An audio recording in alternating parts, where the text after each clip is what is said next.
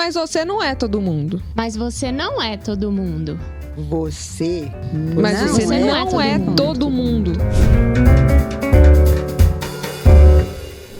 Seja bem-vindo ao podcast Você Não É Todo Mundo. Eu sou o Roberto Francisco, uma promoção da plataforma SPEC, que traz agora um conjunto de novidades importantes, né? Nós estamos iniciando a nossa nova temporada e nessa nova temporada temos uma novidade importante. Vamos ter uma nova host na plataforma. Eu estou recebendo aqui Jane Patrícia Haddad, que vai conduzir. Eventualmente eu vou estar aqui com vocês, como sempre estive, mas ela vai, a partir de agora, conduzir o desenvolvimento dos podcasts, receber os nossos convidados, e nós vamos vamos falar mais das questões de saúde mental, que é um tema que preocupa especialmente nas escolas, especialmente nas empresas, eu diria especialmente no mundo, né? É um tema muito presente. Então, eu dou as boas-vindas à Jane, né? Como eu sempre faço, vou pedir à Jane que se apresente. Muitos de vocês já devem conhecê-la. A Jane tem uma presença muito importante no meio educacional, mas eu vou pedir, como sempre faço, que a Jane se apresente, né? Fale um pouco da sua história, um pouco da sua experiência, e em seguida a gente começa a conversa dessa nova temporada, desse primeiro episódio da nova temporada. Jane, seja muito bem-vinda. Obrigada, Roberto, obrigada. É tão interessante, né, pensar, depois de 22 anos, esse reencontro entre o Roberto e a Jane. Bom, quem sou eu, né? Eu sou uma pessoa que não perco o brilho nos olhos, uma pessoa que acredita e aposta na humanidade, né? Então, eu entendi, desde pequena, que o mundo ele é apresentado para a gente através de outro humano. Então, eu cheguei no mundo, provavelmente, eu não acreditava muito que eu não era todo mundo, mas, por algum motivo, em algum momento da vida, eu acreditei. Então, eu sempre fui uma menina conhecida como a menina ineducável. E, olha só, escolhi ser educadora. Ser educadora, professora, me formei em pedagogia, daí fui estudar psicanálise para tentar entender os transtornos de aprendizagem, e aí eu fui entender que o transtorno não é uma doença, ele é algo que está em torno da gente. E foi muito interessante, porque aí eu comecei a minha formação clínica, sempre bebendo da psicanálise, muito aberta a essa interlocução com a educação. Escrevo muito, reflito muito, sou mãe, sou avó. Somos, né? Assim, a gente está trocando cada figurinha de avós. Sou mulher, né? Sou irreverente e não sou todo mundo, mas não sou todo mundo, mas também não sou melhor nem pior do que ninguém. Então eu acho que assumir, né, esse bastão nessa temporada, entender que a saúde mental é um modo de ser e estar no mundo, nesse mundo aí em transição, arrebentando, hiperconectando, mas também um mundo que pede pausa, que pede um café, que pede um silêncio e que pede um refazimento dos laços humanos. E eu acho que é o que a gente vai tentar fazer aqui, ainda mais, né, de uma forma mais afetiva ainda do que você vem fazendo, porque eu acho que a todo ano a gente tem que amarrar mais esses nós da humanidade para que eles desatem e virem laços. Né? Então, a gente vai receber um monte de gente interessante que o Roberto está aí pensando. E, principalmente, né, que a gente possa, nessa temporada, conversar, ou seja, versar sobre a humanidade, né? Versar sobre a tessitura das tecnologias digitais. E é muito interessante pensar esse podcast como uma conversa, né? Trazendo várias pessoas, como você tem feito, para que a gente possa escutar. né? E através da escuta a gente possa pensar em novas formas de ser e estar no mundo atual. Ô, Jane, tem que fazer essa provocação porque é uma história, além de tudo, divertida, né? Faltou uma coisa no seu currículo. A Jane é uma exímia musicista, né? Ela toca triângulo. Essa história... Então eu queria que você contasse essa história porque é divertida, mas ao mesmo tempo muito inspiradora. Essa história eu acho que nos conectou muito, né? Eu estudei a minha vida inteira numa escola que, na época, né? Isso, olha, eu já tenho 62, então você imagina, 40 anos atrás, 50. Em uma escola que era assim, ela tinha uma banda. Aquela época era escola, hoje é escola em tempo integral. Naquela época era escola semi-interna. Eu era muito fofa, aquela criança que todo mundo não queria na sua sala. E sempre a última aula da escola era uma aula de música. E, assim, todas as crianças que eram super comportadas, maravilhosas, elas tocavam bumbo, elas tocavam aqueles instrumentos que ficavam na frente da plateia. E eu, como uma menina fofa que era, toda vez que eu pegava no bumbo, a professora falava: Jane Haddad, para o final da fila. Jane Haddad, para o final. Mas, professora, eu nem estou tocando, eu só estou aqui treinando. No final da fila. Eu falava: mas por que o final da fila? Porque é ali que as crianças que ficam de castigo ficam. E aí tinham um monte de triângulozinhos. Todo mundo ficava na frente, em pé, e eu sentadinha. Batendo triângulo. Batendo triângulo. E sabe que depois das nossas conversas sobre isso, eu fiquei pensando, isso me levou para um caminho que eu precisei de palco. Olha que interessante. Eu precisei ser vista, não com aquela menina que tocava o triângulo ou o bumbo, mas como uma menina, uma criança que fosse olhada na sua singularidade. Então, eu acho que ali, aquela criança ineducável que tocava o triângulo, não era o triângulo ou o bumbo. Eu penso, e hoje é muito a proposta que eu trabalho na educação, eu penso que é uma criança que ela queria ser olhada, enxergada, seja no triângulo ou no bumbo. Ora, eu fazia barulho, não é à toa que eu queria o bumbo, mas no silêncio do triângulo, eu aprendi a entender sobre a solidão de uma criança. E é interessante, porque aí, colado no triângulo, veio aquele rótulo: a menina ineducável chegou. E hoje, aos 62 anos, fazendo doutorado, né, pesquisando a saúde mental, as taxas do suicídio, o uso das tecnologias digitais, eu fico pensando, eu volto lá atrás naquela criança e volto a reafirmar.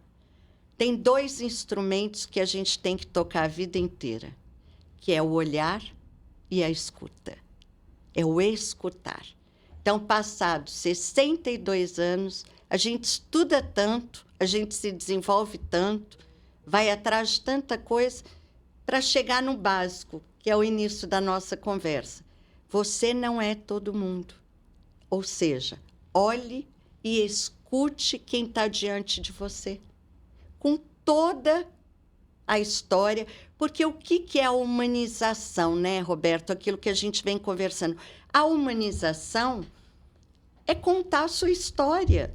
Primeiro, quando você nasce, alguém te traz para a linguagem falando: ai, que bonitinha, a cara da mamãe, o jeito do papai e tal. Vai contando a sua história. A gente começa a olhar, né, lá na nossa história e fala assim: ah, essa foto foi naquele dia, tal, você era tão levada, e vai contando a história. Dali a pouco, a gente vai amadurecendo e a gente conta: olha, meus pais diziam que eu era assim, minha professora dizia que eu era assado, mas, na verdade, eu sou assim.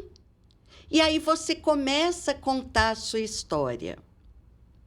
Até que um dia, eu espero, a gente que já está, né, aí nos nossos 60, que os nossos filhos e os nossos netos vão continuar contando essa história para os seus filhos, para os seus netos. Nossa, minha avó era assim, meu avô era assim. Você acredita que naquela época minha avó tinha caderno?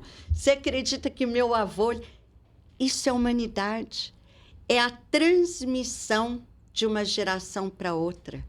Então, a grande questão hoje é essa.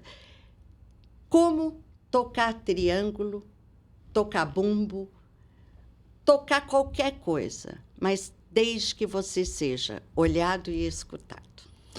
Ô, Jane, dentro dessa perspectiva do primeiro episódio da nova série, daqui para frente vai ser um bate-papo, né? Você vai assumindo aí o host, mas eu não posso deixar de te perguntar, antes de te passar definitivamente o bastão, qual é a perspectiva da saúde mental? Eu vou focar na educação, a gente certamente você vai ter oportunidade de falar também na perspectiva empresarial e do nosso dia a dia, mas na educação, como é que você resume a perspectiva da saúde mental hoje, especialmente no Brasil? Porque aí vem uma outra provocação, né?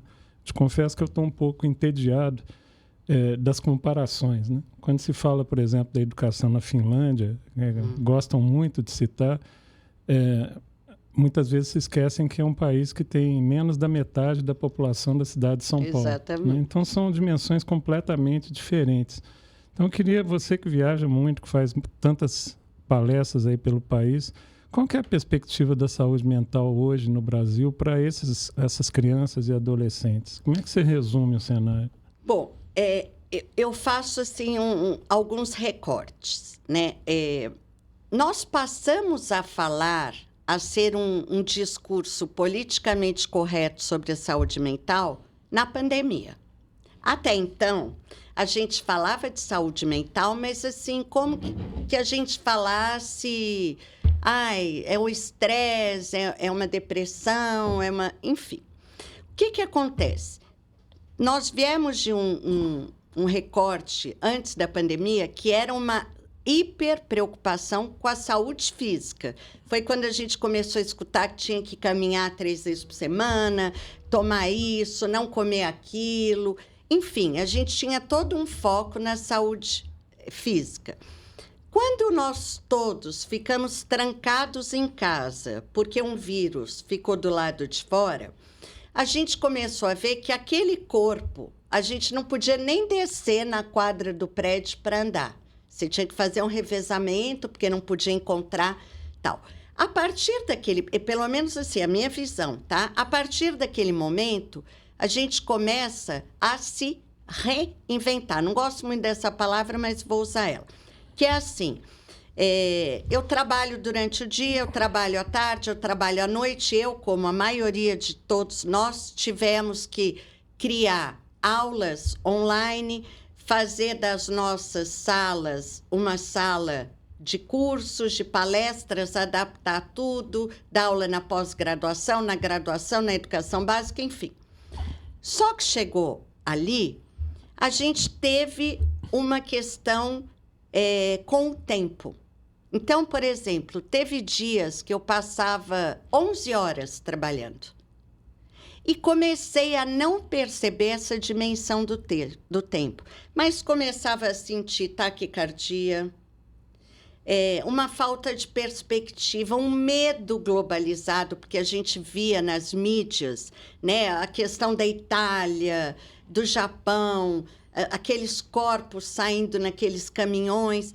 E no Brasil também. E no Brasil, mas a gente achava que no Brasil, por causa do clima, não ia chegar tão forte e tudo. Até que a gente começou a perder as pessoas queridas, a gente não podia mais ir visitar ninguém. O primeiro aniversário, o primeiro Natal, o primeiro tudo dentro de casa. Muitos pais descobriram o ano que seus filhos estavam ali. Nossa, não, ele está com a professora tal. Não, ele não está com a professora tal. Isso era no ano passado. E aí, a gente começou a escutar quem estava falando. E começamos a discutir a saúde mental, né? a preocupação, como que a gente está naquele momento, como a gente vive, como que a gente lida com as pressões. E, em termos, assim, de vírus, começou-se a falar de saúde mental, né? Saúde mental na educação, na empresa, lei tal, ok. Mas o que é a saúde mental? Porque há também, eu gosto muito de um psicanalista 2, que eu acompanho muito e troco algumas coisas, que é o Christian Dunker e o Marcelo Veras. E o Christian Dunker traz uma frase que eu acho perfeita. Há uma produção de sofrimento psíquico. Porque a partir do momento que eu também produzo um sofrimento, eu produzo um remédio e uma cura. Hoje, qualquer um de nós se identifica em alguma comunidade de doença. Até que cai o primeiro traço. Uai, mas... Então, o que aconteceu? Eu acho que houve uma confusão, né? Saúde mental, assim como cuidar da saúde física, assim como cuidar de toda a saúde integral, é algo que diz como você lida com a sua vida. Como que você encontra perspectivas criativas para lidar com a dor, para lidar com o sucesso, para lidar com as adversidades. E como que você encontra nesses caminhos instrumentos que te possibilitem estar bem, mas não como uma ausência de sofrimento, porque o sofrimento ele é inerente à constituição humana.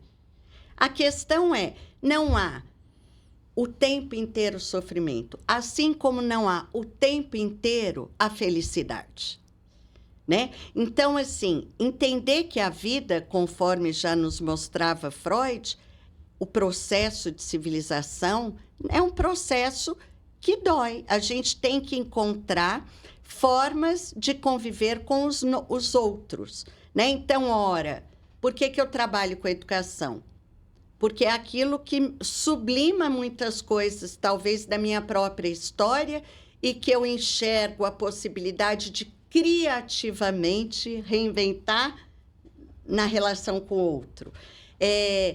Aí ele fala de 3 fontes de sofrimento, né? Que é a relação com o meio que a gente vive, então, as guerras, a pandemia, né? Tudo aquilo que tem a ver com a civilização e o progresso, mas que a gente também não sustenta, porque a gente vai ver lá historicamente, na história dos coletores e tudo, a civilização tem um preço. A outra é com a própria finitude do seu corpo, do seu envelhecimento, das suas desidealizações daquela beleza e a relação com o outro, né? A relação consigo mesmo, com o outro, as relações na escola, na empresa, em todos os lugares. Então, a saúde mental, para mim, é essa forma que cada um lida com o seu estar aqui no mundo, como lida com as suas dores, como que transforma muitas dores em amores, né? E eu falo que é esse trabalho que a gente, na educação principalmente, atentou muito durante a pandemia.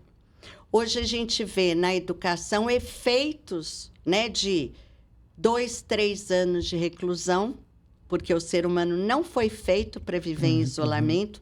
A gente vê muito isso na alfabetização, a gente vê muito isso no adolescente e, principalmente, na proliferação de doenças.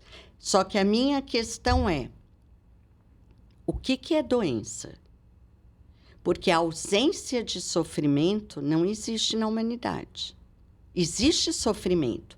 Porque hoje a gente ampliou tanto a noção de doenças que nenhum de nós está fora de algum diagnóstico. Eu ia comentar isso com você. Acho que, especialmente entre as crianças, né, você pode falar disso pela sua experiência de consultório,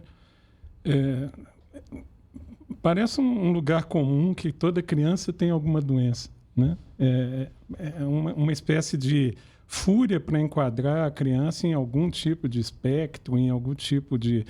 E muitas vezes vai se descobrir tempos depois.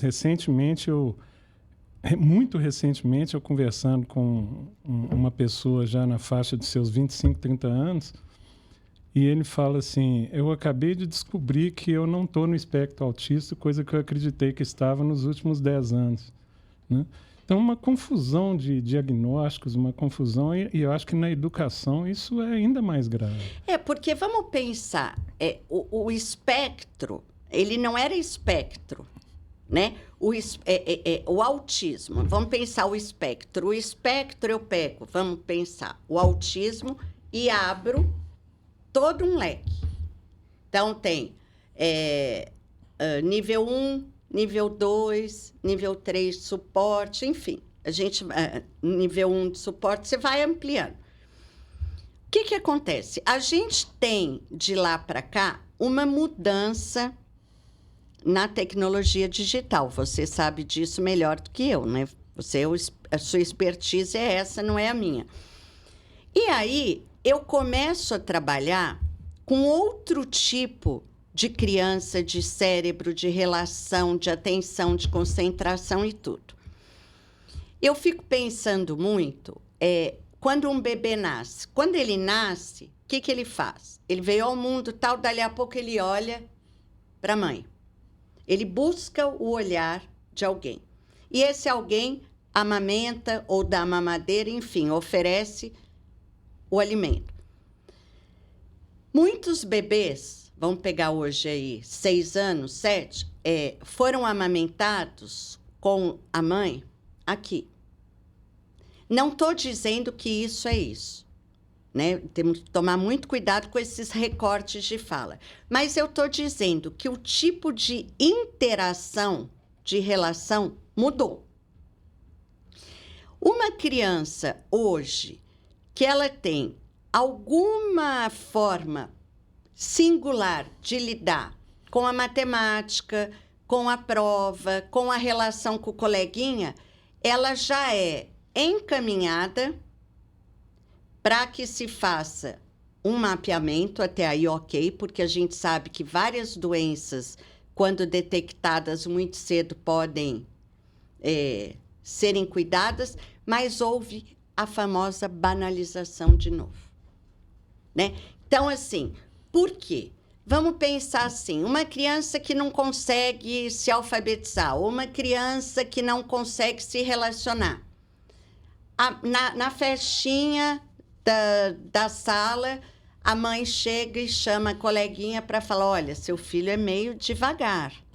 Leva ele para fazer um diagnóstico, porque ele não interage. Outro dia, eu fui fazer um trabalho no Rio Grande do Sul e uma professora me contou que ela foi andar no mercado, todo sábado ela leva o bebê dela para andar no mercado.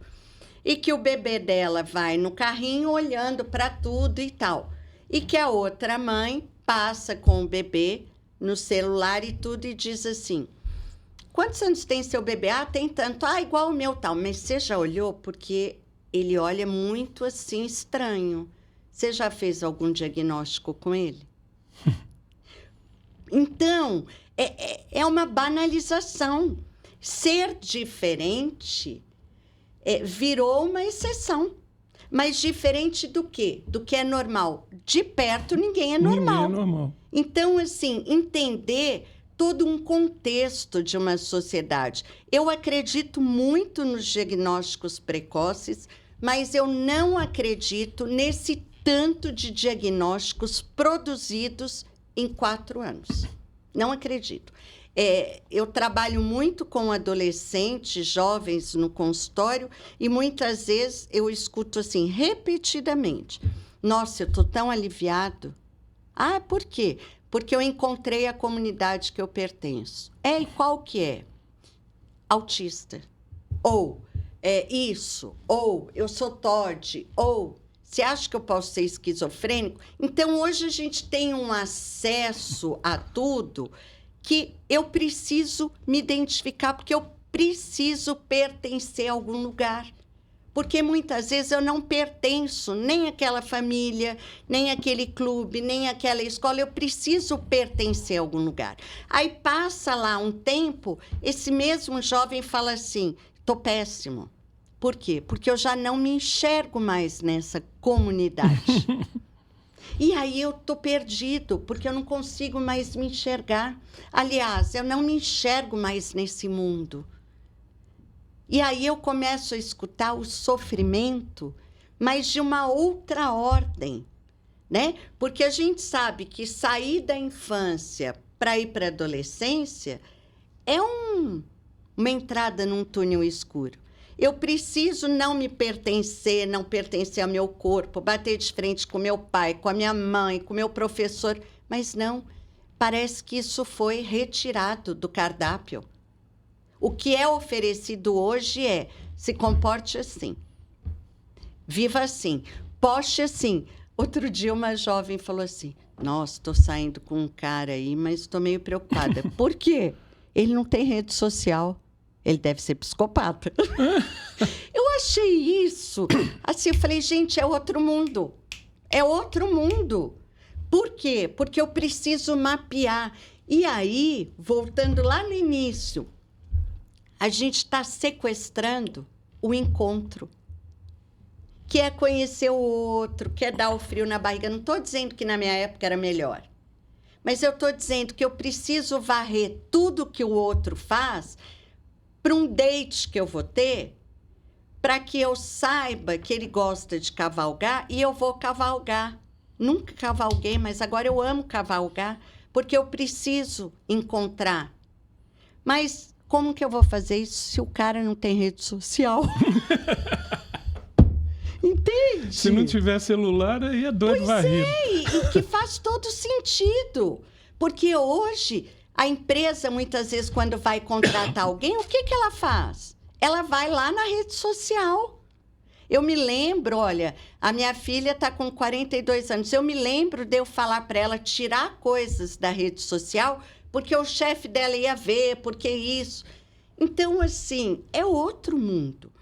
Mas eu fico pensando, como que eu me sinto pertencente a esse mundo com 20 anos, com 10 anos, com 15, com 30 ou com 60, né? Não é à toa que a gente está vendo aí tantos lugares promovendo a saúde, a longevidade, 50 mais, 60 mais. Porque aonde que eu pertenço? Eu preciso pertencer a algum lugar, eu preciso me reconhecer nos meus pares. Eu preciso ter os mesmos problemas que eles têm. E aí isso fica é saúde mental, né?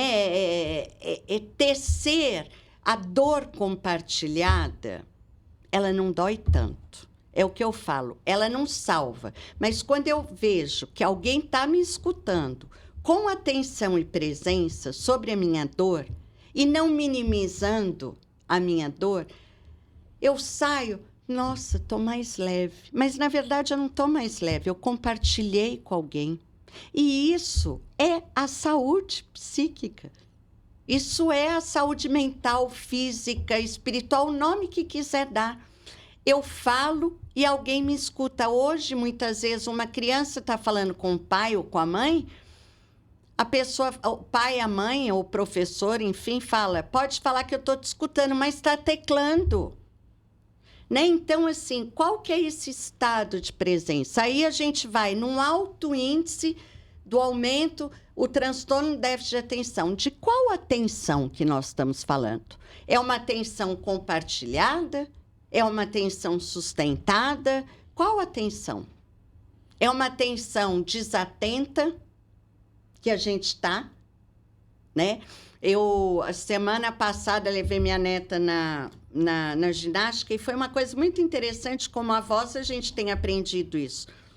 Toda vez que nós levamos ela, a gente faz questão de estar olhando para ela, porque o tempo inteiro ela nos busca com o olhar. Olha aqui, olha isso, né? E tinha uma coleguinha do lado dela que me chamou a atenção, porque a coleguinha estava assim, super, e ela nunca ficava. E ela sempre ia com a babá. Nesse dia, ela estava com o pai. Até me apresentei, adoro conhecer, né? Dali a pouco ela sai lá do meio da aula, vem até o pai, cutuca ele e fala assim: pai, você está distraído de novo no seu celular. Você não está me olhando. Olha a minha aula. Aquilo me tocou profundamente, mas eu não julguei também aquele pai. Por quê? Porque aquele pai provavelmente levou a filha, mas ele estava trabalhando. Mas eu achei lindo que aquele pai olhou para ela e falou assim: minha filha, me desculpa, você tem razão. Entende? Naquela fala, aquele pai se colocou ali. Eu vou encerrar aqui essa reunião e já te olho. É isso. O mundo contemporâneo, ele faz com que eu esteja aqui, mas eu não esteja. E não, isso não dá para acontecer quando a gente está formando pessoas. Quando a gente está tentando constituir pessoas, sujeitos melhores do que nós fomos, enquanto pessoas. Não para ele performar o tempo todo, para ele ser melhor do que o outro. Não. É isso, você não é todo mundo, mas quem é você? Então, é trabalhar assim, quem é você com você. Não você com a sua imagem lá nas redes sociais, não você lá no trabalho. É você com a sua história, né? com as suas feridas, com as suas possibilidades e, principalmente, com a sua criatividade. Outro dia, uma pessoa aí me perguntou assim: como é que eu faço para o meu filho se destacar? Porque ele é muito bom nisso, muito bom naquilo, mas eu estou pensando em colocar ele para fazer mandarim, para fazer isso. Eu falei assim: não. Coloca seu filho para fazer arte. Arte. Cuidar dele enquanto sujeito, com as habilidades que ele vai desenvolver, porque o que vai fazer a diferença no futuro é isso. Quem tem criatividade para resolver a vida. Até porque a gente não sabe o que nós vamos precisar nem daqui a um ano. Né? Não ficamos trancafiados quase 3 anos dentro de casa.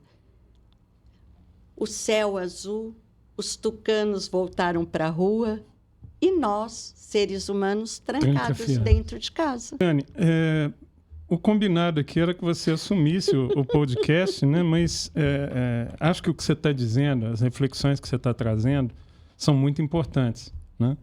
E é óbvio, né? Os próximos podcasts que você vai estar como host, você vai ter muita oportunidade de falar também, mas você vai mais perguntar. Com certeza. E eu queria explorar aqui, vou cometer uma indelicadeza com a direção, mas eu tenho mais perguntas para te fazer. E eu vou explorar essas perguntas. Tá bom. A primeira delas, Jane, diz respeito a dados. Eu queria te apresentar uma situação que é o que a gente enfrenta no dia a dia.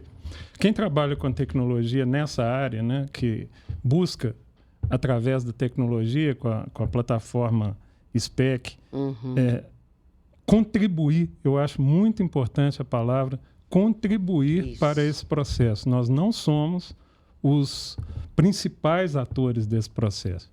E a gente contribui como? Né? Eu sou um profundo admirador dos dados. Né?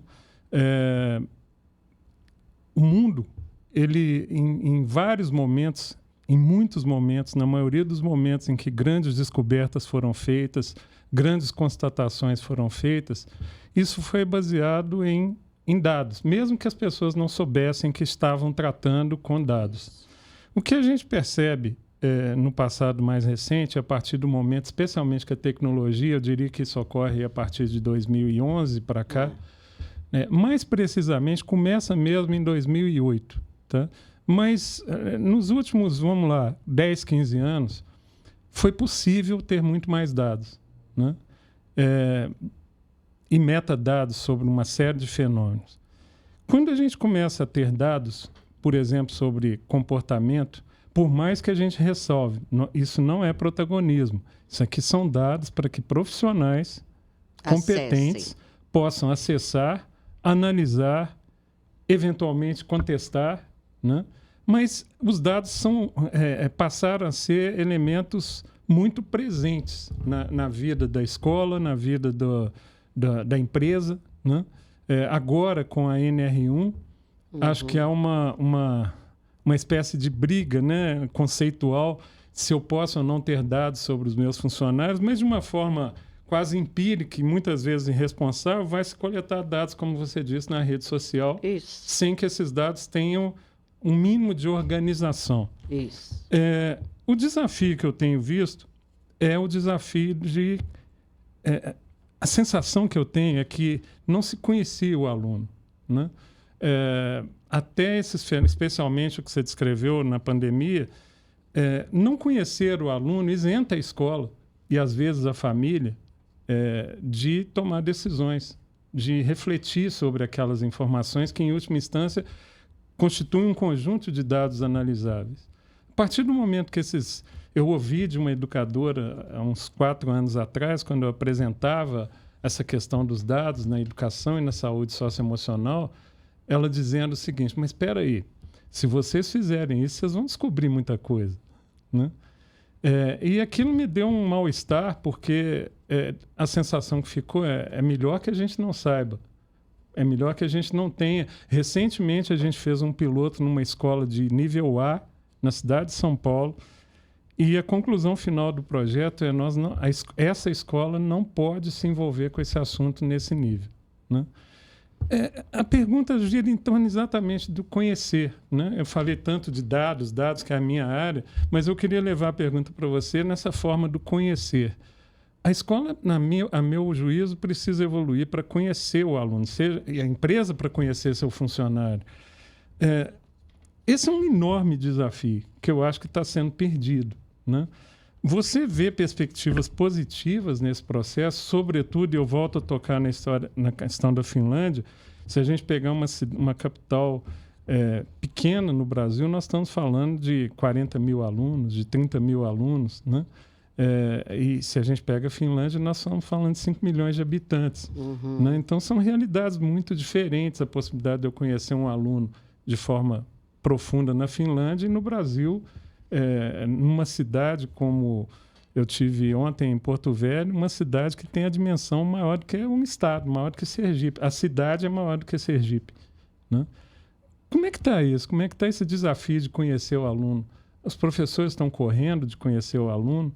Ou você acha que nós estamos num caminho positivo? Como é que você vê isso?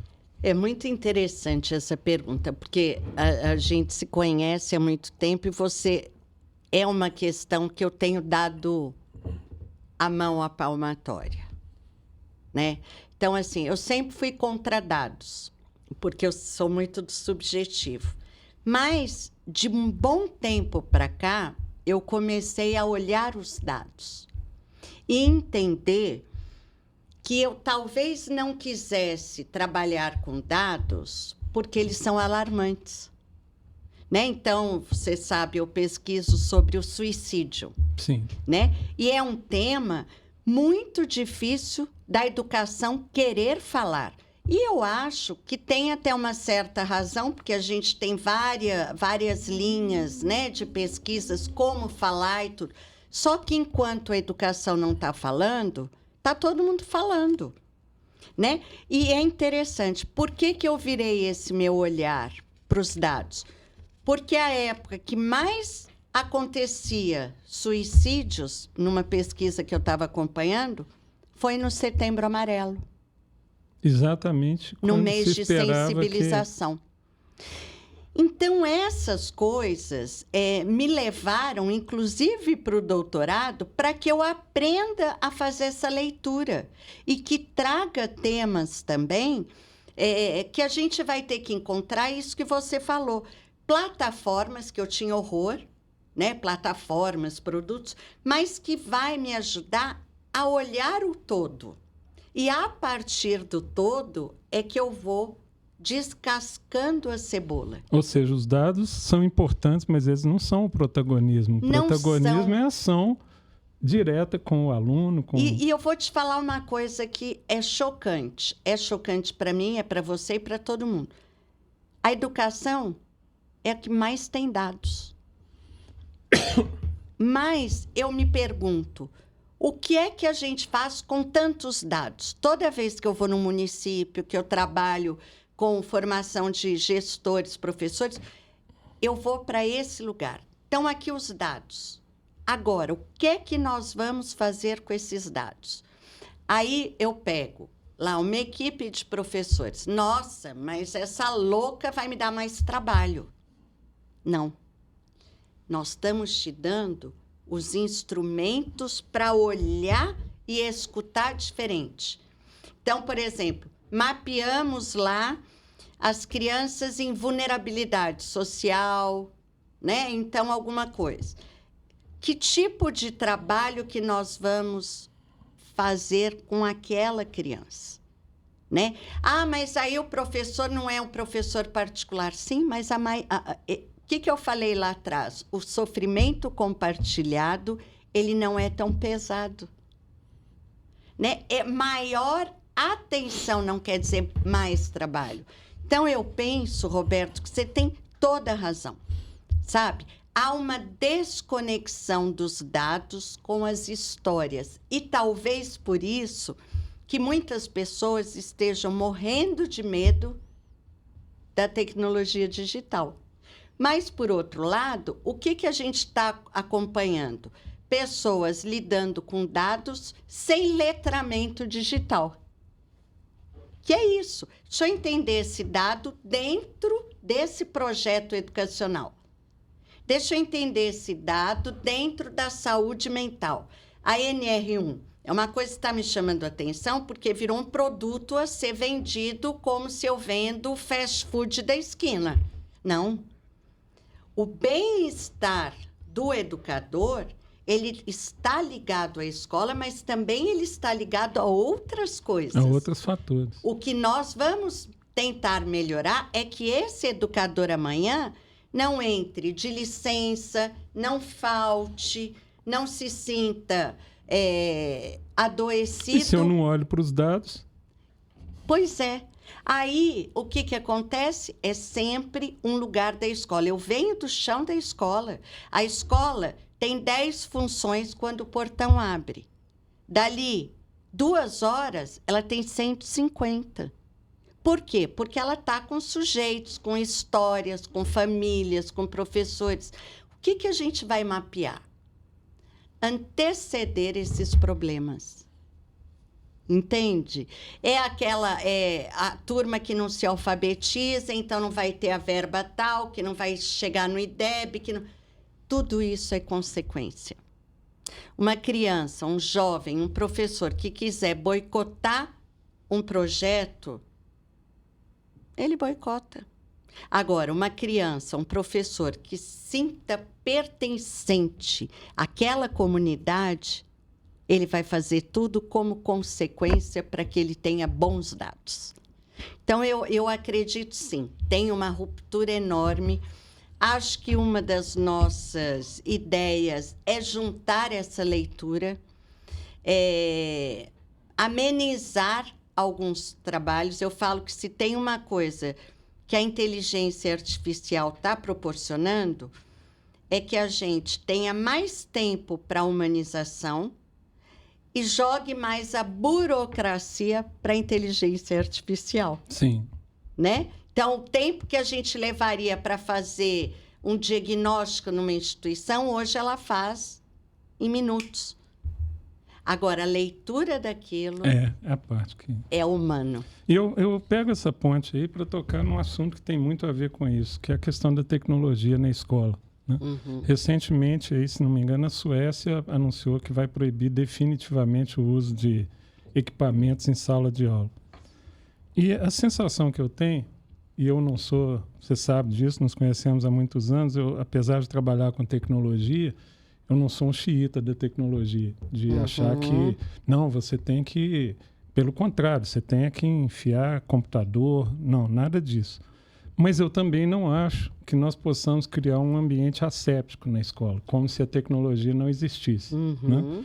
Então, acho que nós saímos de um extremo, você viaja muito, você vai em muitos municípios, você sabe que nos últimos 8, 12 anos, a febre de toda a Secretaria de Educação era comprar tablet, comprar computador, equipar as escolas, né? Eu trabalhei muito com a inclusão digital no sentido da conexão, e isso mudou profundamente no Brasil, né? As escolas estão muito mais conectadas. E agora, de repente, a gente começa a falar, não, tem que tirar tudo, né? Como é que você vê a solução dessa dicotomia, né? Como é que você vê o futuro? Porque a minha grande preocupação é que, na hora que o aluno sai da escola, ele tem acesso a um equipamento, né? Que alguns países já determinaram que abaixo de 16 anos não se pode ter rede social, e também já constataram o volume de adolescentes que estão burlando, que aprenderam a burlar essa condição, né? Então, na hora que eu saio da escola, que eu estou do lado de fora do muro, eu estou entregue a um mundo que não tem muitas leis, né? É um mundo da rede social. Como é que a gente resolve essa dicotomia? E é tão interessante quando você fala, né? Um mundo que não tem muitas leis. Olha como que a gente volta lá no texto de 1930 do Freud. Nós não vamos nos civilizar se não houver leis. E as leis não são algo imposto de cima para baixo. Mas vamos pensar, o que é um adolescente com um celular na mão? É ele e o mundo. Ele, a rua, o clube, tá tudo ali. Tá tudo ali. A questão é, qual que foi o caminho para que ele tenha um celular na mão? Porque é isso. Voltando lá atrás, você vai na padaria sozinho. Primeiro seu pai ia, olhava, deixa você ir até ali, você faz conta que você está indo sozinho, mas na verdade ele está olhando. É isso. O que eu acredito que está faltando? É essa mediação. Alfabetizados digitalmente, nós já fomos, né? Na época lá que você trabalhava com a inclusão digital. Hoje, ter um celular não quer dizer que eu saiba o que funciona ali dentro. Então, por exemplo, eu tenho estudado sobre o algoritmo, na mão de quem que esses dados estão, por quem que esses dados são produzidos, como é que eles entenderam a mente humana do vício, né? Olha os shots da rede social. 3 segundos, né? Por quê? Porque a sua dopamina está ali. Aí você já vai para outro, cansou. Aí, ao mesmo tempo, eu estou com uma epidemia de transtorno de déficit de atenção. E as indústrias farmacêuticas abrindo uma a cada esquina. Olha onde que a gente está. Quem detém esses dados? E metadados. Metadados, né? E uma criança que está lá no Roblox, que ela está vendo um avatar de uma criança, ela não sabe que ali tem um adulto que está interagindo com ela, porque ele já entendeu como que ela funciona. Então, eu penso assim, num primeiro momento, eu super apoiei, inclusive, a retirada do celular, porque eu acho que, assim, nós voltamos para a escola desembestados da pandemia. Sim. Né? Você ia para o recreio, tinha mesa de ping-pong, ninguém ia. Né? Você não ouvia barulho. Todo mundo no celular. Aí veio lá, tira o celular. Foi um choque e tal. Hoje você vai para o recreio, voltou a ter barulho. Então, assim, mas não é sobre isso. A questão, o problema aumentou. Porque quando a criança chega na escola, quando chega... ela não sai. Né? Então, assim, ela não está aprendendo sobre o conhecer, o lidar, sobre as redes sociais, como é que funciona a política de dados, como que funciona metadados, por que como que ela está sendo capturada. Como que ela é capturada, né? O tempo inteiro. Quando ela procura um produto ali no carrinho, bota no carrinho dela lá na loja, o que eles estão mapeando. Quando ela está triste, qual que é o alimento que ela busca para comer, né? E assim, eu aprendi isso com alguns adolescentes. Eu não aprendi isso lá no banco da universidade. Lá eu estou aprimorando. Mas eu aprendi a entrar nesse mundo, submundo, pelos meus adolescentes e crianças. Jane, deixa eu te mostrar aqui como é que você faz para fugir do meu pai que me acompanha aqui no WhatsApp, no Live, não sei o quê, não sei o quê. Ele vai pelos caminhos que a gente nunca pensou, porque ele é expert, ele já nasceu naquele mundo. Ele já se conectou antes mesmo de olhar. Agora, tem uma coisa que eu acho que a gente tem que pensar, Roberto, é assim: como que o adulto está mediando essa tecnologia digital? Então tira tudo. Não é isso. É preparar para lidar com isso. Então, pegar lá um comentário, trazer um linchamento virtual, um cancelamento. É a minha visão também. Um suicídio, né, de uma criança, uma menina que não deu conta de lidar com a não aprovação do grupo. Mas, Jane, aí vem um outro desafio, né, falando do educador. Porque há duas questões importantes para se entender a respeito disso. Primeiro, os dados existem independente da nossa vontade. Isso é uma coisa que eu acho que basta se conectar. Todo mundo, especialmente a terceira vez que eu falo de metadados, porque em várias circunstâncias os metadados são mais importantes que os dados. Por exemplo, para quem talvez não seja da área, o que é um metadado? É eu mapear a hora que você se conecta, eu saber o seu hábito de conexão. As pessoas sabem certamente que se abrir, por exemplo, sua rede social num determinado horário, você vai receber determinado tipo de conteúdo e em outro horário você recebe outro tipo. Isso é metadado, né?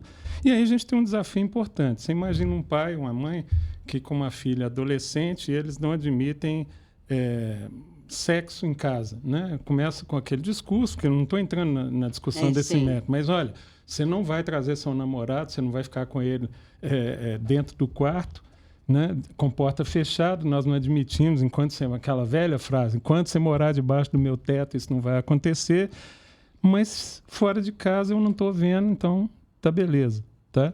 Se acontecer, eu não tenho controle sobre isso. A melhor forma de capturar de impedir que a gente ensine uma visão crítica para o adolescente e até para a criança, numa certa medida, porque aí nós não estamos falando de celulares, mas de outros instrumentos, a melhor forma é capturar o pai, é capturar a família. É como se você... olha, se eu quero que seu filho beba no futuro, então eu vou fazer você se embebedar, porque aí o exemplo é muito forte.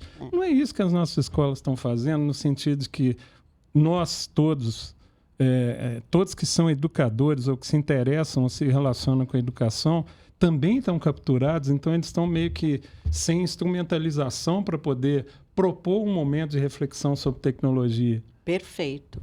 E eu concordo plenamente, porque é, mais uma vez, tirar o problema.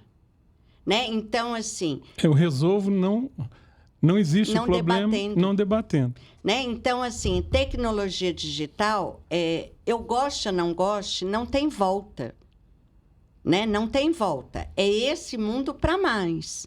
Então, assim, como que eu vou usar da minha sabedoria de vida para trazer essa leitura crítica daquilo que eu estou produzindo, para que eles me deem mais do que eu tenho? Porque é isso, né? Você gosta de ver preto, a cor preta, blusa, tênis, você vai buscar 3 vezes. À noite, na hora que você se conecta ali, você vai receber 10 modelos da blusa que você estava procurando com preço bem mais barato. Só que, naquele outro dia, você vai receber uma muito mais cara, mas que ela é exclusiva. Você tendo ela, você vai pertencer a um grupo de poucas pessoas. Metadado faz isso. Metadado faz isso. Faz isso. Então, assim, como que eu vou ajudar as minhas crianças e jovens a lidar com isso? Eu tenho, talvez não respondendo isso, mas pensando um pouco que eu tenho usado com a minha neta de 5 anos, é assim, você está no celular, nesse espaço todo verde? Tô, vovó, olha aqui que legal o jogo. Não, legal, mas você não está usando sua inteligência. Tô sim, vovó, olha que eu tô ganhando. Não, mas num espaço desse, com uma piscina desse tamanho, você não está usando sua inteligência. Você está usando a sua cabeça na tela. Só que quem vai pegar a sua inteligência é quem está aí, porque você está perdendo esse espaço. Então, quando você fala do exemplo, é isso. O que a criança quer do adulto que ela ama? Olha como eu estou usando minha inteligência. Sim. Né? Então, a questão, quando você fala da educação, Roberto, eu fico pensando assim, a gente tem que dar um passo ainda atrás, antes do uso da tecnologia digital. Por que você se tornou professor? Por que você está nessa função de gestor educacional? Diretor, secretário de educação, prefeito, vereador. Por que isso? Qual que é a causa? Porque não é possível, com tantos dados, a gente continuar trabalhando no primário, que é tirar. É tirar. Lembra quando a TV entrou na escola? Foi a mesma coisa. Foi. A TV, eu me lembro direitinho, tinha um cadeado, porque a gente não podia usar sempre, porque era para matar a aula que os professores usavam. Teve toda uma formação dos professores, inclusive eu, tive que ser formada para isso, para usar como um instrumento, como uma saída. Eu acho que é isso. Né? E hoje tem plataformas maravilhosas. Mas, assim, como entender que isso não vai me dar trabalho? Tudo vai dar trabalho. Se você não quer trabalho, saia da educação. Agora, se tem uma saída para a humanização, está dentro das escolas. E qual que é o papel da família nisso? Eu vou colocar dois personagens importantes. Qual que é o papel da direção da escola? Né? Porque, assim, na minha experiência, aí, eu também viajo bastante, falo muito com educadores. Há sempre que esse tipo de debate se estabelece, apesar de não ser declarado, se faz uma divisão entre o profissional da educação que está dentro da sala de aula e aqueles que coordenam. E, num nível ainda mais alto, os tomadores de decisão. Isso, no setor privado, ainda mais forte.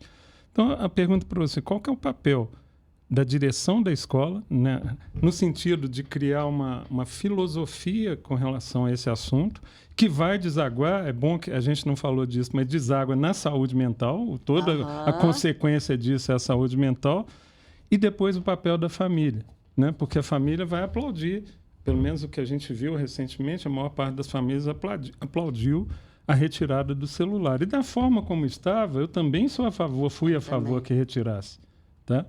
Mas o que vem depois, né? Porque na hora que o adolescente volta para casa, ele encontra um outro mundo. Um mundo em que está todo mundo conectado, todo mundo olhando o celular. Volto a dizer, com pouquíssimas regras, né? A regra do horário. Qual que é o papel da direção da escola e da família nesse cenário? Eu gosto muito da ideia quando você traz do exemplo. Né? Então, eu acho que, assim, nós estamos num momento da civilização, penso eu, tá? Porque eu acho que eu também não tenho certeza de nada. Mas, assim, que a gente tem que se voltar para o que a gente está fazendo. Então, por exemplo, não adianta eu tirar o celular do meu filho se eu não saio do meu. E aí tem muito isso. Ah, mas eu estou trabalhando. Não, peraí. Eu sou daquela opinião que se eu não puder estar ali, eu nem vou me envolver com aquela criança naquele momento. Eu fico lá no escritório trancada, trabalho e depois eu volto. Eu acho que é esse estado de presença frente a tudo que a gente faz. Quando eu trabalho com os educadores, eu fico pensando assim, quantas e quantas vezes eu respondo uma mensagem no WhatsApp, ontem mesmo, mandei para a Camila uma reunião que a gente tinha, confirmando na quinta. Ela virou para mim e falou assim, é na sexta. Eu não conferi o dia e horário. Por quê? Porque eu estou com o olhar acostumado.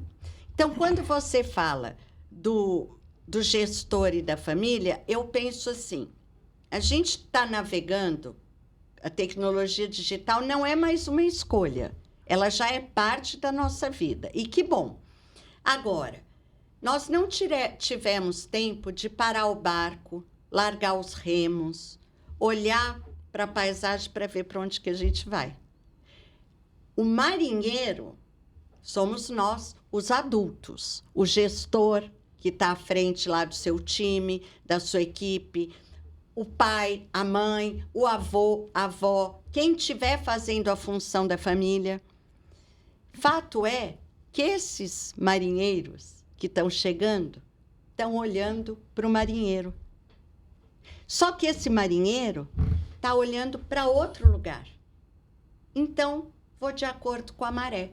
Quando você fala assim, está tudo muito solto, qual que é a maré hoje? Hoje eu estou a fim de descansar.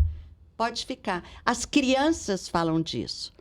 Tudo bem, não posso ter o celular na escola, mas o meu professor não sai do celular.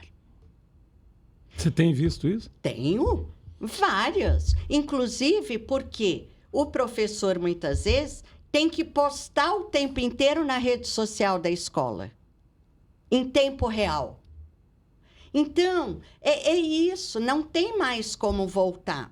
A gente tem que usar a nosso favor. Fica uma sensação estranha, né, Jane? Quando se pensa vamos proibir as redes sociais para menores de 16 anos, como se fosse, olha, você pode fumar a partir dos 18. Pois é. Ou seja, a partir dos 18 você está entregue a um mundo e a um vício, vamos chamar aqui de vício, porque é do que se trata, que faz mal para a sua saúde, fumar. Mas agora você já tem 18 anos. Tá? Quer dizer, nós não nos transformamos como sociedade, né? Nós não temos uma visão crítica. Está aí o fenômeno das bets, né? Para comprovar isso. O vício, né? O vício, a questão como vício e como impulso. Né? E quando a gente, voltando à questão dos dados, a gente consegue, porque as redes sociais conseguem medir o seu grau de impulsividade, tá? Avaliar seu grau de impulsividade, ela sabe que para você ela vai vender bet, ela vai vender tigrinho, porque você vai vender muito mais produtos, porque você compra por impulso. Exatamente. Tá? Você não pensa para agir e compra por impulso. Então, esse desafio é muito grande. Mas aí eu te pergunto, eu também faço terapia e tenho discutido isso em processo terapêutico. Dá para ter esperança nessa realidade? Né? Quer dizer, do ponto de vista, nós falamos até agora da escola, né? Mas a escola está inserida na sociedade, né? E a sociedade eu diria que ela está, sim, globalizada, de comportamentos globalizados. Dá para ter esperança, né? Não numa dimensão espiritual, tá? Não é nessa dimensão que eu estou falando, não. É uma esperança no sentido de sabemos o que fazer nos próximos 5, 10 anos para melhorar. Existem políticas que vão nessa direção. Você tem exemplos, inclusive, de... Eu acho que a nossa batalha, né? Se bem que eu não gosto muito de batalha, porque lembra guerra, mas eu acho que o nosso encontro com a educação e com a sociedade, com a família e com a clínica e com... é apostar. Né?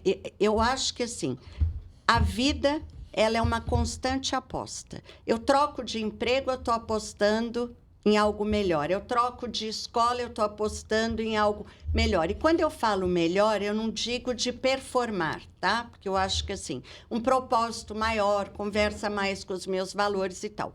Eu vejo, assim, que a esperança hoje, ela é uma responsabilidade ética compartilhada. Tem esperança? Tem. Se todos nós, adultos, nos reconhecermos nas nossas limitações, nas nossas próprias vaidades, na sociedade que a gente está apresentando fora daqui, que é muito diferente, naquilo que eu acredito que é isso, né? Quer dizer, você não pode beber até os 16 anos, porque até os 16 anos... eu estou no controle, depois é com você. Espera aí, como que eu vou tomar uma atitude responsável se eu fui proibido até os 16 anos, sendo que é a hora que eu mais estou tomado por impulso, dos 16 ali aos 18, aos 19. Né? Então, assim, como educar os impulsos, eu fico pensando. Como produzir consciência crítica, né? Eu vi muito isso, Roberto, quando eu estudei os massacres nas escolas do Brasil, todo mundo se sensibilizava através das mídias, todo mundo falava daquilo por 24 horas, né? Até que outra notícia aparecesse. As escolas desenvolviam, não estou criticando, é o que tinha, projetos ali para trabalhar, para amenizar a dor e tudo, mas não trabalhavam com aquela agressividade guardada. Porque o bom é a pessoa dócil, é o corpo que fica quieto. Mas espera aí, e aquele corpo que não cabe ali? Né? Tinha algo nos massacres que se repetiam. Boa parte dados, exatamente, dados, que eu me curvei ali, eram ex-alunos que voltavam à própria escola dizendo, eu vim fazer uma palestra, eu vim fazer isso, algo que enaltecesse. E aí cometia o massacre. Ou seja, lógico que aí a minha leitura subjetiva meio dançada. O que ele volta ali naquela escola para ser visto? E de que forma? Talvez por uma escola toda que ele não foi visto. Não estou culpando ninguém, mas volto lá na menina do triângulo. Aquela minha agressividade que estava ali poderia ter saído por outro lado. Poderia. Saiu. Eu era indisciplinada, eu batia, eu jogava as coisas. Mas e aquele que é quietinho? Ah, ele é ótimo aluno. Mas ele está ali, ó, contido. Entendeu? Aí, aquele dado que não foi olhado vira estatística, que é o que eu vejo hoje com a taxa de aumento de suicídio. Antes que aquilo vire estatística, pode ter um mapeamento, um olhar e uma escuta mais atenta para sofrimentos, impulsos que não couberam ali naquele sistema educacional que ainda é feito por notas e performance. Não estou também criticando, mas eu estou dizendo, temos que rever todo um projeto de educação. Eu brinco, qual que é o projeto de civilização que a gente quer? Quando você fala escola, família, gente, é geral. O que a escola está passando não é só na escola, é na sociedade. Vai num atendimento, no seu convênio médico, que a gente paga uma fortuna, para ver se não está igual como você é atendido na escola. Vai numa empresa que você não é alguém que está indicado para ver como que você é atendido. Vai no supermercado. Então, assim, não. Você está citando exemplos aí. Eu passei 2 dias agora viajando, você viaja demais também. Uma coisa que eu vejo com muita frequência é a desumanização dos aeroportos. Isso. Né? Como que as pessoas estão sendo treinadas para... A menos daquele que faz por característica própria, né? Ele é consciencioso. Fora esses, as pessoas estão sendo treinadas para isso não é comigo. Né? Ocorreu um episódio comigo, eu estava com um powerbank grande e eu embarquei para São Paulo e não me barraram com o powerbank. Agora tem uma regra que você não pode viajar. O que é powerbank? É que carrega equipamentos eletrônicos. Né? Tá. E o meu é um pouco grande, né? De 50. Né? Fui para São Paulo, na hora de voltar, me barraram, tá? Não pode. Não pode.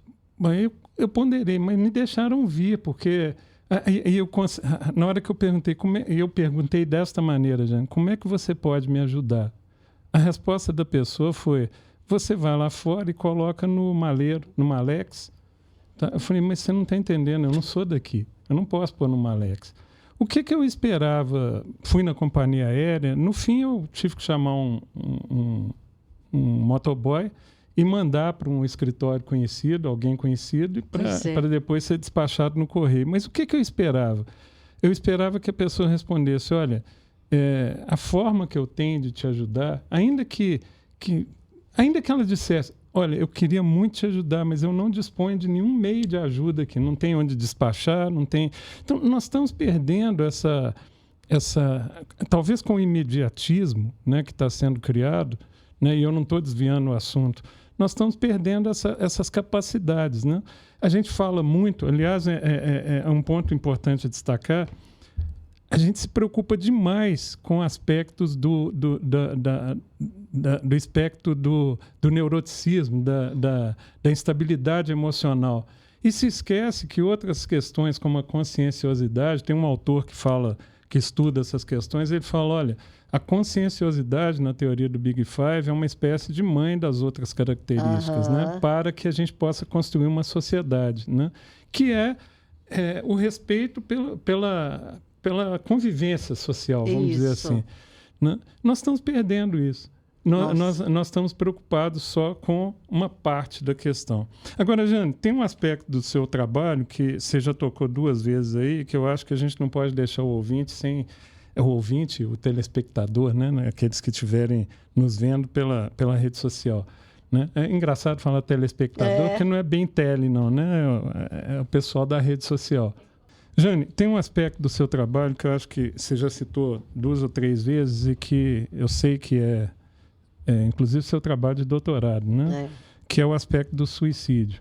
Eu queria que você falasse para quem está nos ouvindo e vendo um pouco sobre essa questão. É uma questão endêmica, já chega a ser epidêmica. Como é que isso está acontecendo aí você que viaja o Brasil todo? E com uma preocupação, né? Por princípio, e acho que até por lei, não se pode divulgar quando isso acontece. Né? Mas você mesmo citou que os dados apontam para que o maior volume de suicídio é justamente no momento em que a gente vai refletir sobre isso, no Setembro Amarelo, né? E que as pessoas se suicidam. Qual que é a realidade disso? Pois é, eu acho que assim, penso, né, que tudo me leva a crer no início da vida. Vamos pensar assim, né? Como no início? Como que eu aprendo a lidar com a minha própria dor? Desde lá de pequenininho, eu tenho entendido um pouco isso.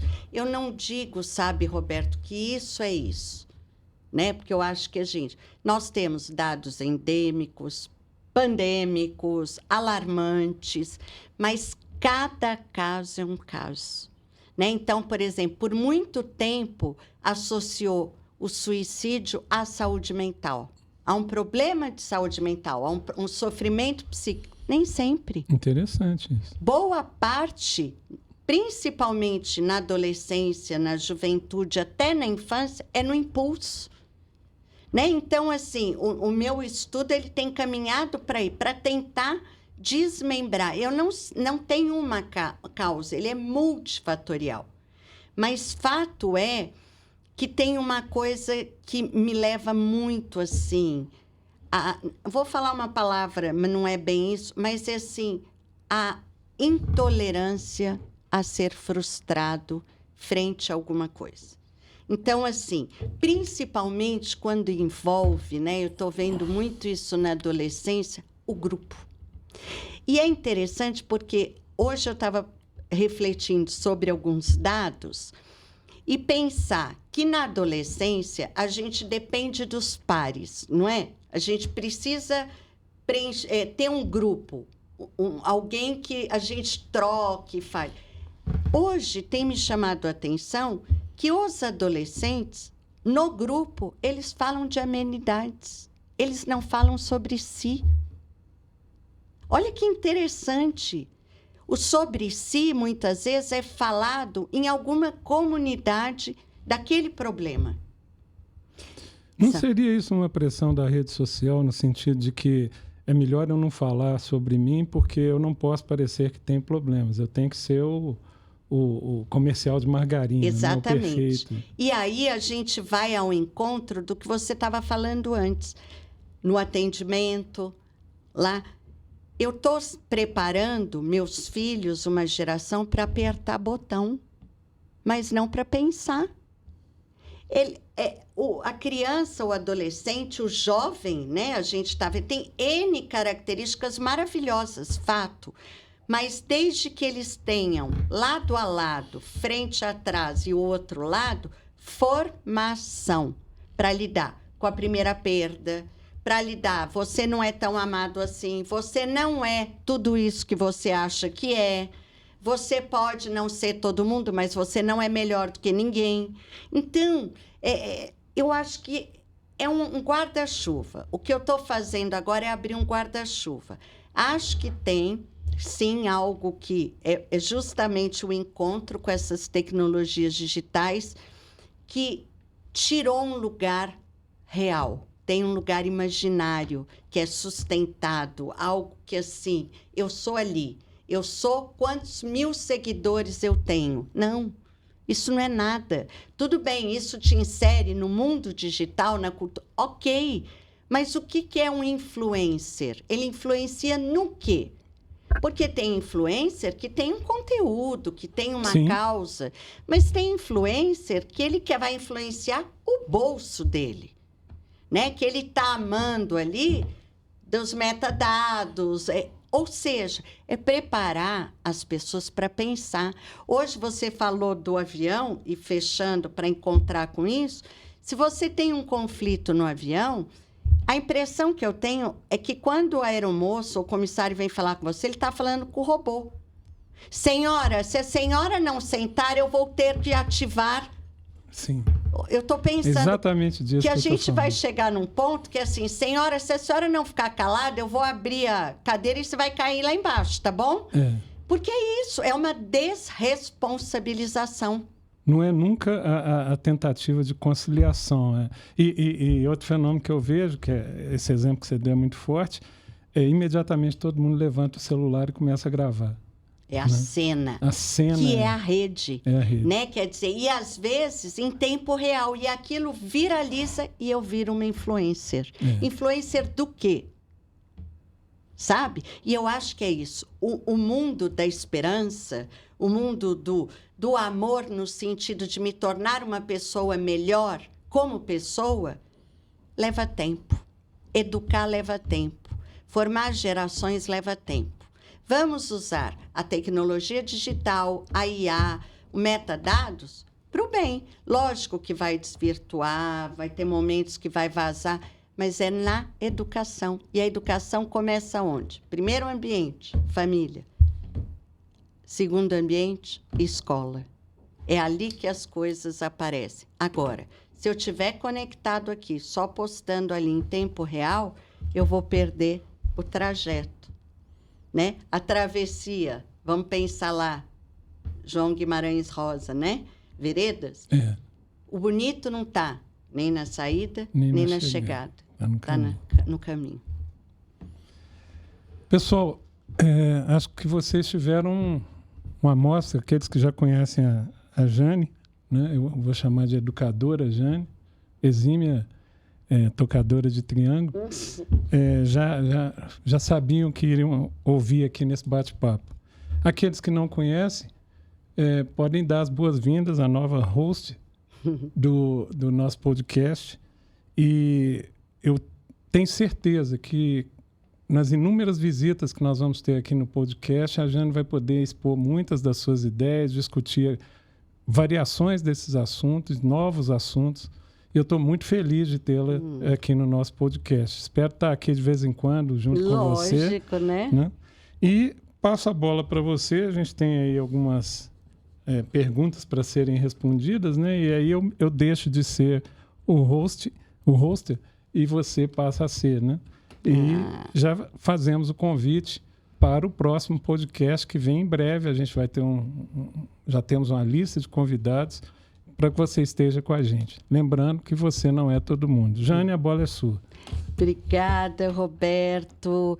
Obrigada a todos vocês que nos seguem. Aqueles que ainda não nos seguem, comecem a nos seguir. @somos... Você não é todo mundo. Você não é todo mundo no Instagram. Você não é todo mundo. No Instagram teremos novidades. Aguardem os primeiros convidados que vocês nem têm ideia. Prometo que vai ser assim uma comunidade do bem. Uma comunidade que vai pensar cada um com a sua singularidade, mas no coletivo. Para começar a pensar um pouco isso, Me dá uma dica cultural, Roberto. Eu sei que eu fui convidado a dar essa dica, né? E eu vou cometer uma indelicadeza, porque eu vou dar uma dica numa pessoa, Wim Wenders, né? Por quê? Porque a dica é um filme, mas na realidade são dois, ambos de Wim Wenders, né? O primeiro ele co-dirige junto com Antonioni e se chama Além das Nuvens, né? Não assisti. Além das Nuvens, na realidade tem um episódio no filme, eu já citei em podcasts anteriores, que é maravilhoso, porque um casal conversando num bar, aí o interlocutor conta a história de um grupo que estava subindo uma montanha com os Sherpas, né, que carregam os materiais de escalada, e de repente os Sherpas se sentaram, simplesmente sentaram, né? E aí o contratante da expedição fala, mas como assim eles se sentaram? Por que eles sentaram, né? Nós temos que continuar seguindo. Aí o outro respondeu, é simples, é porque eles estão esperando suas almas. Não. Nossa. E essa cena me marcou muito, porque eu acho que tudo isso que a gente discutiu aqui tem a ver com isso, né? Seja para você o que for, né? Para quem está nos ouvindo o que for a alma, né? O espírito, nós precisamos nos reconectar com as nossas almas, né? Nós precisamos nos reconectar conosco mesmos, entender, né, que nós não somos todo mundo, mas como você bem colocou, não somos também ninguém melhor que os outros, né? O segundo filme também é do Wim Wenders, aí em direção solo, que se chama Dias Perfeitos, né? É um filme que alguns falam que é uma ode à simplicidade, né? Eu prefiro chamar de uma ode à delicadeza, né? O filme é profundamente delicado, né? Então, acho que é maravilhoso, né? São dois filmes que, sempre que eu posso, eu revejo, né? Perfeito. E uma dica de leitura? Bom, recentemente eu li um livro que eu acho que espelha muito, muito do que nós falamos aqui, que é o Tomara que Você Seja Deportado, né? Como é que é o nome dele? Jamil Chad, tá? É uma história de uma experiência que ele viveu nos Estados Unidos, pré-eleição, a última eleição do Donald Trump. Ele passou cerca de 10 a 12 meses nos Estados Unidos. O nome vem do fato de que um filho dele na escola nos Estados Unidos tem um pequeno desentendimento com um colega, e o colega, sabendo que ele era brasileiro, diz a ele, tomara que você seja deportado. Por que eu acho esse livro tão importante? São basicamente crônicas em que ele vai viajando pelos Estados Unidos e entrevistando pessoas das mais diferentes matizes, mas acho que ele produz um profundo retrato da sociedade ocidental moderna, né? E na qual a gente pode pensar assim, é um retrato dos Estados Unidos. Eu acho que não. Acho que é um retrato da sociedade ocidental moderna, na hora que ele reflete sobre todo tipo de mazela, né, da visão e, sobretudo, dessa incapacidade de viver como coletivo, né, como se a gente tivesse não numa vida, não numa jornada de vida, mas numa disputa, né? Então, eu recomendo muito. É um livro muito fácil de ser lido. É o livro do Jamil Chad. E, para a gente começar a despedir e fazer essa transição, uma música. Uma música. Nossa, tem tantas, eu não tinha pensado, mas deixa eu pensar. Eu não vou me lembrar o nome, mas é uma música, eu sou um fã incondicional de James Taylor, né? E é uma das músicas, na verdade tem várias dele que eu gosto muito, mas é uma música que reflete sobre simplicidade também, né? Não vou me lembrar o nome agora, não vou me forçar a lembrar, mas fica o autor, né? James Taylor.